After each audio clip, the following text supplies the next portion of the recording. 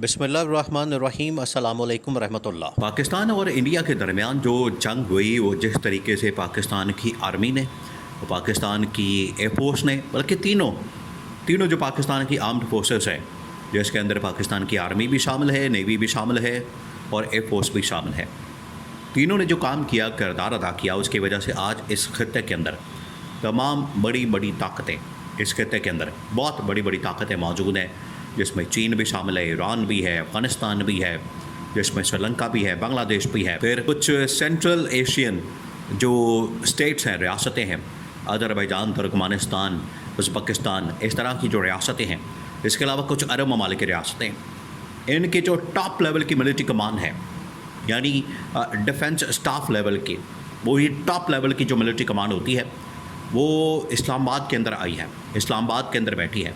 और इस्लामाबाद के अंदर ये पाकिस्तान के दारुल हुकूमत के अंदर एक बहुत बड़ी मुलाकात हुई है, बहुत बड़ी मीटिंग हुई है। और ये इस बात का सबूत है कि किस तरीके से पाकिस्तान ने ये जंग जीतने के बाद पूरी दुनिया के अंदर अपनी फतह के झंडे गाड़ दिए हैं। यही वजह है कि आज अमेरिकी सदर डोनाल्ड ट्रंप बार बार पाकिस्तान की तारीफ़ करने पर मजबूर है। आज चाइना बार बार पाकिस्तान की तारीफ़ करने पर मजबूर है। आज बरतानिया बार बार पाकिस्तान की तारीफ़ करने पर मजबूर है। उसके दो तीन बड़ी एग्जाम्पल है। एक तो ये कि जनरल आसिम को अमेरिका के अंदर बुलाया गया, अमेरिका के अंदर बुला के उनके वहाँ पर लंच दिया गया। डोनाल्ड ट्रंप ने उनके साथ मशवरे किए कि किस तरह से दुनिया में जंगों को लड़ा जाए। फिर उसके बाद और ये ख़ास तौर पर अमेरिका के जर्नलों को समझाने की खातर, देखिए उसके बाद अमेरिकी जर्नल पाकिस्तान आना शुरू हो गए हैं। आप ज़रा अंदाज़ा करें कि अमेरिका के जर्नल्स पाकिस्तान आ रहे हैं किस मकसद के लिए?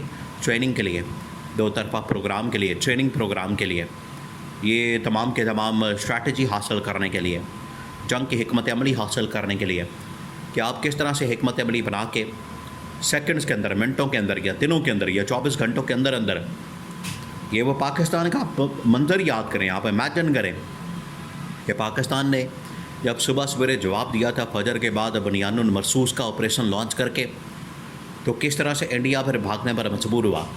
इंडिया ने फिर अमेरिका से तरले किया कि हमारी आप जंगबंदी करवा दें, सीज फायर करवा दें, वरना पाकिस्तान तो हमें खा जाएगा, पाकिस्तान तो हमें तबाह व बर्बाद कर देगा, पाकिस्तान तो हमें सफ़े हस्ती से मिटा देगा। इंडिया जाने पर मजबूर हो गया। क्यों? क्योंकि ये पाकिस्तान की बहुत बड़ी कामयाबी थी।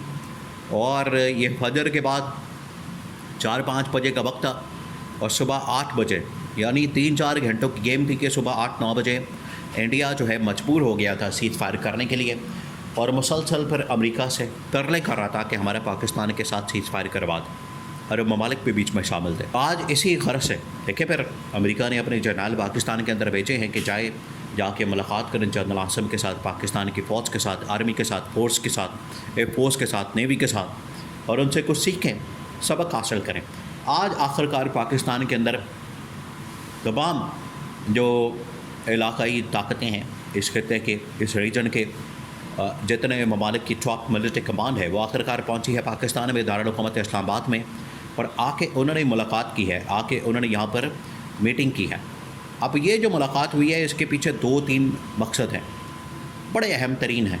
क्योंकि ये जो मुलाकात हुई, ये आप समझे कि सदियों के अंदर इस तरह की मुलाकातें होती हैं, सालों के अंदर इस तरह की कोई मुलाकात होती है, और उसकी वजह से सबसे ज़्यादा अगर किसी को तकलीफ़ हो रही है तो वो इंडिया को हो रही है। इंडिया सबसे ज़्यादा तकलीफ़ के अंदर मौजूद है। इंडिया को सबसे ज़्यादा तकलीफ़ हो रही है इस मामले पर। ये जो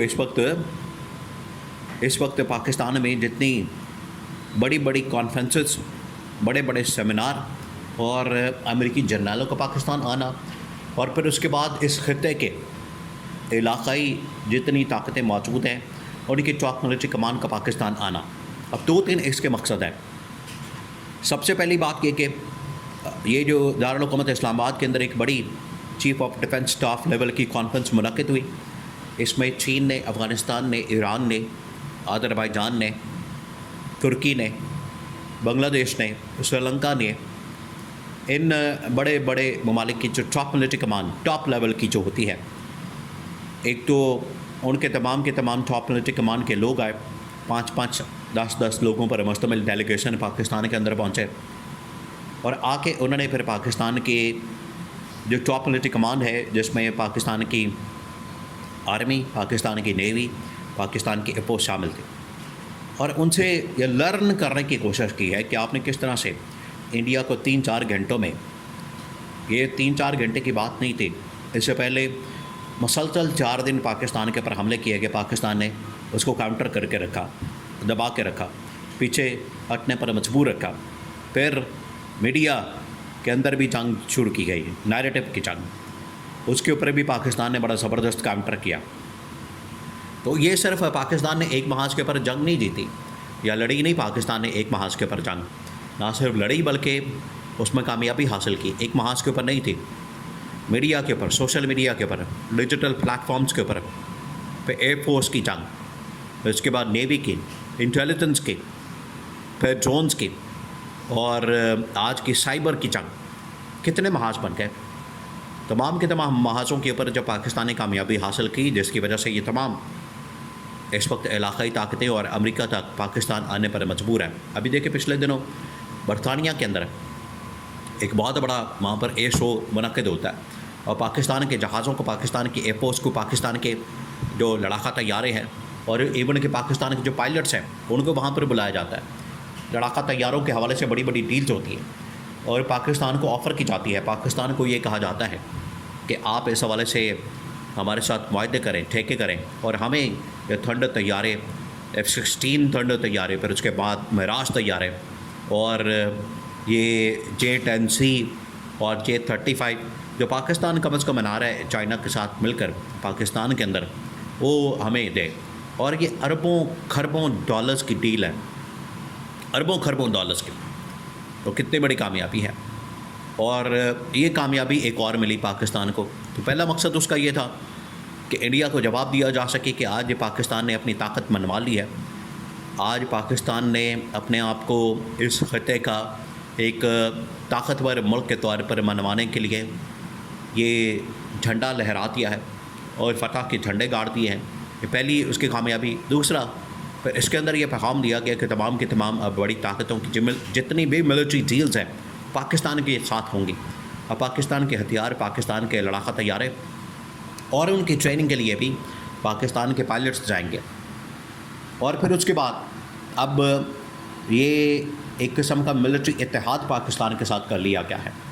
अब इंडिया की इतनी आसानी के साथ जुर्रत नहीं हो सकेगी, हिम्मत नहीं हो सकेगी, उसके अंदर अब इतनी ताकत नहीं होगी कि वो पाकिस्तान के ऊपर मुंह उठाए तो हमला करते हैं।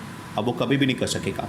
उनको पता चल गया है कि कितने ताकतवर ममालिक इस वक्त पाकिस्तान के साथ मौजूद है और उसकी मिलिट्री ताकत के अंदर कितना इजाफा हो चुका है।